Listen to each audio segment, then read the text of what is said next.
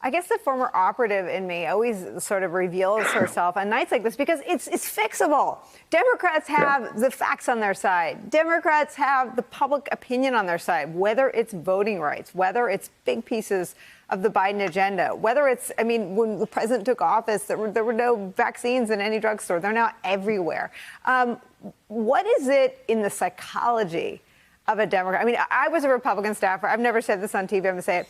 You go to a Republican candidate for anything and you say this, and they say why, and you say, because it'll help you win. They say it. They ask no questions. I feel like you go to a Democrat and you say, it'd be easier to win if you did this, and they're like, no, we're going to do these 8 things first, and then we'll do that. I mean, you can just, the frustration is just dripping off Democrats. What is that psychological piece about? Well, we've spent a lot of time as Democrats cultivating a base of support that is about, it's about facts, it's about intellectualism, it's about, doing the right thing, however the right thing is defined. But it does at times lack emotion. And I say this all the time. Presidential campaigns and to a lesser extent, statewide campaigns are about creating a social and political movement.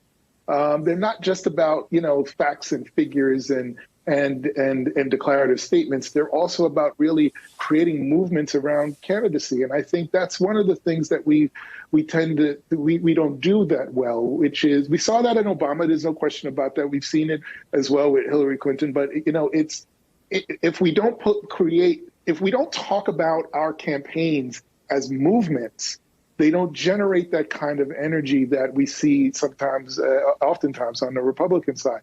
And, we did cultivate a base of support that is supposed to be the more studied of the electorate. But that's also come back to haunt us again, because anytime we break away from that, anytime we do show a little more passion, sometimes we get reprimanded for it. And then don't follow up on it. And I don't think that's the way to go. We have to find ways to push forward and talk to our base differently than we have in the past.